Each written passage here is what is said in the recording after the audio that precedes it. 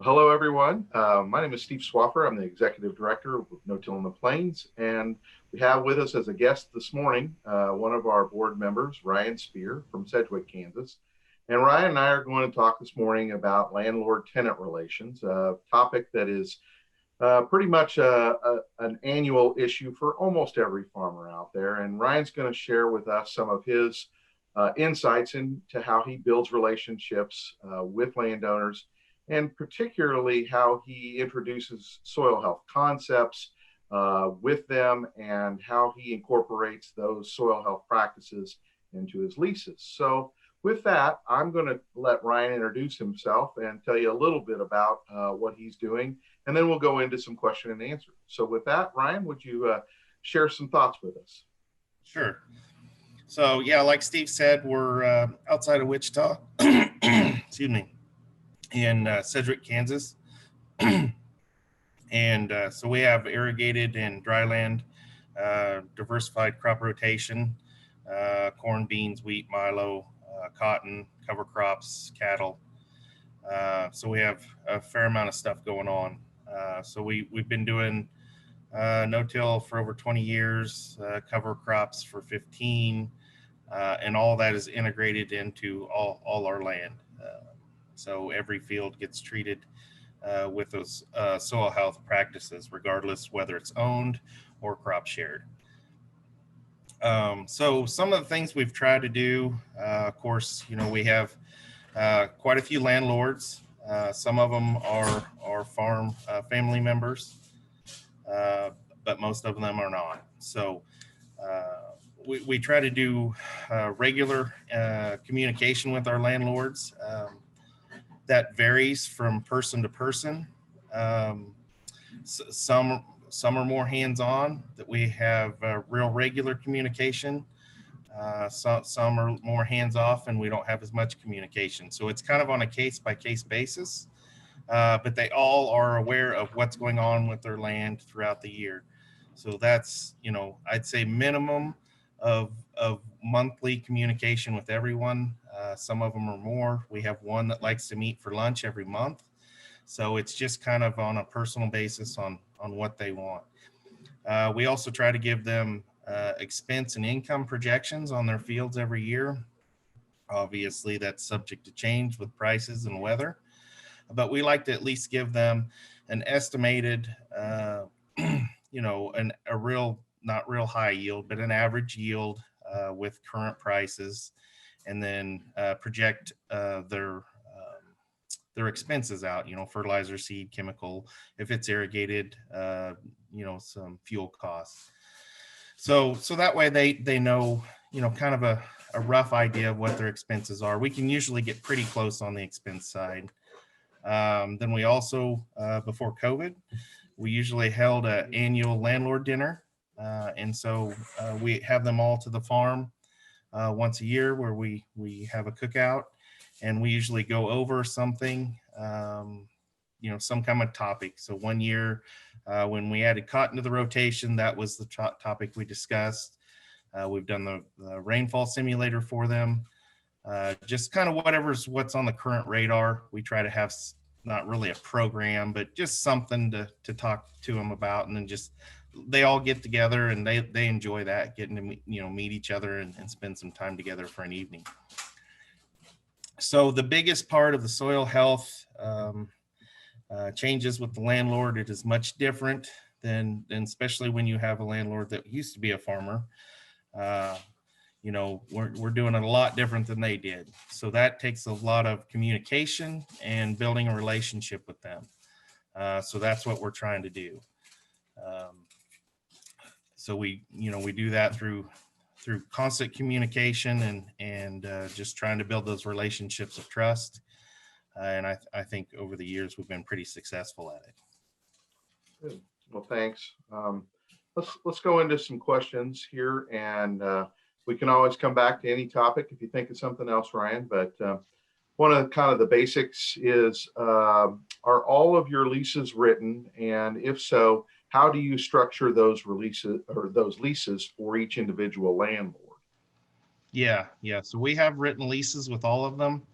It's not a real complex lease, but it does, it does structure and uh, put everything out there on what's shared, what isn't, who's, what's responsible for, we're responsible for, what the landlord's responsible for.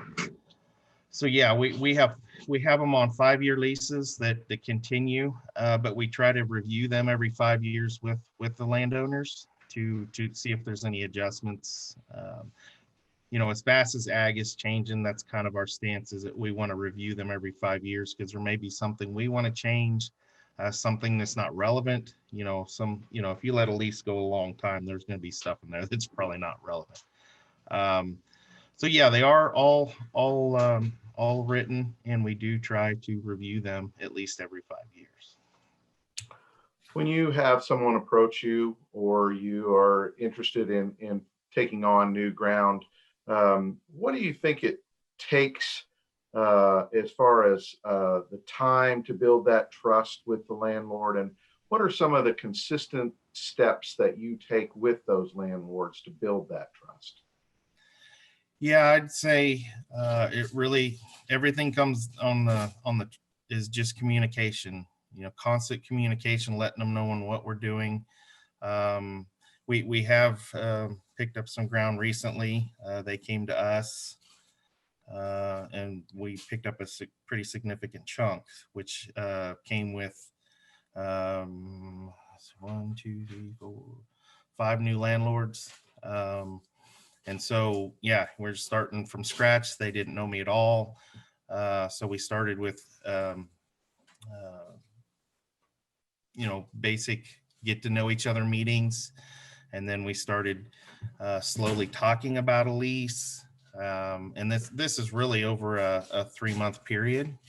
So first meeting, we don't really talk about stuff, just get to know you. This is our farm. This is kind of what we do. We do these soil health principles, try to explain to those and not too deep to get them, over the top, to make their head spin.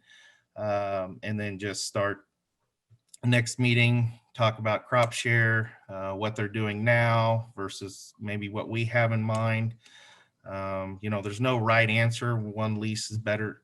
It's whatever they're comfortable with and what we're comfortable with if it's equitable. There's different ways to skin a cat. So we do have a lot of 2/3, 1/3, but we do have some other variances based on landlord preference.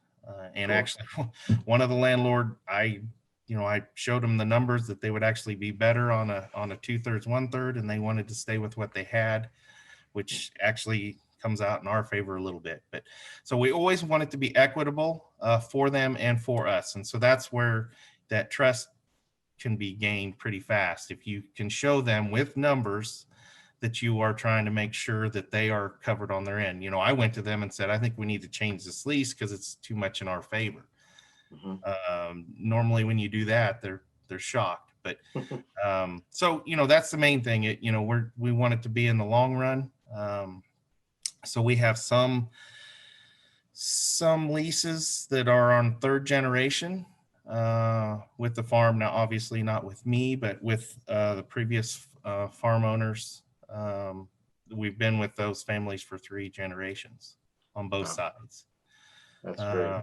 So, it's a long-term relationship, and when it goes to the next generation, it's always a little nerve-wracking for me because you're getting a generation that is much not or is not near as invested in the farm as the last generation. So it's part of the job to educate them and build a relationship with them that that they know what you're doing and why you're doing it. And some of them have done a pretty good job when it's went from one generation to the next on getting them involved before it changed, before someone passes.